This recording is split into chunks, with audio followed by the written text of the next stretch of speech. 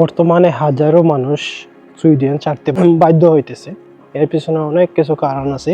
তো আজকের এই ভিডিওতে কিছু কারণ তুলে ধরার চেষ্টা করব। অনেক মানুষ আছে সুইডেন ছেড়ে চলে যাইতেছে, এর পিছনে অনেকগুলা কারণ আছে। আর আশা করি এই ভিডিও যারা দেখবেন আসার আগে অবশ্যই এই ভিডিওটা আপনাদের কাজে আসবে। আর যারা আমার চ্যানেলে নতুন, প্লিজ সাবস্ক্রাইব করবেন, সাথে থাকবেন। আশা করি আরো বারবার সুন্দর সুন্দর জিনিস আপনাদের সাথে শেয়ার করা। সুইডেন ছিল এখানে নিরাপদ, বা মানুষ এই চিন্তা করে আসতো এখানে ভালো লাইফস্টাইল আছে, ভালো কিছু করতে পারবে, ভালো কিছু করা যায়, বা অনেক সুন্দর একটা দেশ হিসাবে অনেক পরিচিত ছিল। কিন্তু বর্তমানে যেটা হয়েছে, বিশেষ কিছু কারণে সুইডেন থেকে ধরেন হাজার হাজার মানুষ চলে যেতেছে। এমন না যে শুধু বাংলাদেশি, এমন না যে শুধু পাকিস্তানি, বা এমন না যে ইন্ডিয়ান, এরকম না। সুইডেন আসলে অনেক সুন্দর দেশ। আমি পার্সোনালি অনেক পছন্দ করি সুইডেন।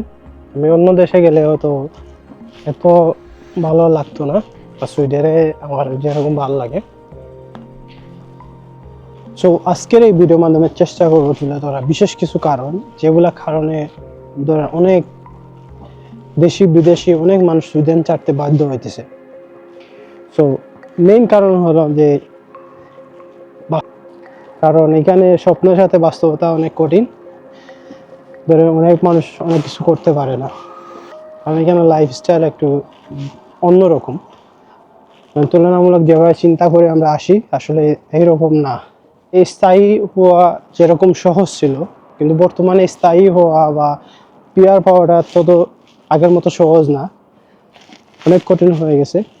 আপনারা তো জানেন যে বর্তমানে ওয়ার্ক পারমিটের নিয়ম চেঞ্জ হওয়ার কারণে হয়েছে, যার কারণে অনেক কঠিন হয়ে গেছে এখানে থাকা, যার জন্য অনেক মানুষ এই দেশে চলে যাওয়ার সিদ্ধান্ত নিতেছে।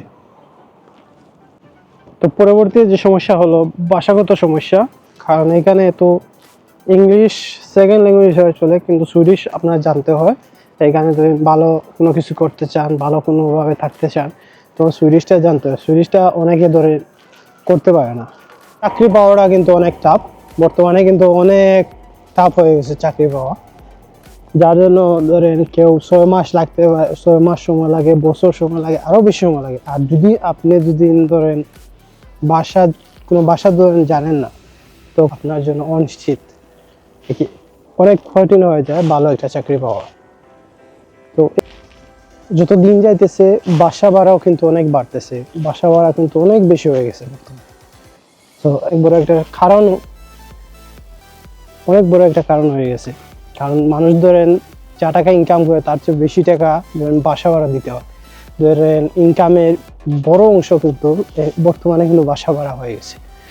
আগে কিন্তু এত বেশি ছিল না, মানুষের কেমন ক্ষমতার মধ্যে ছিল, আগে মানুষের ক্ষমতার ভিতরে ছিল, কিন্তু বর্তমানে বাসা ভাড়া বলে অনেক বেশি হয়ে গেছে।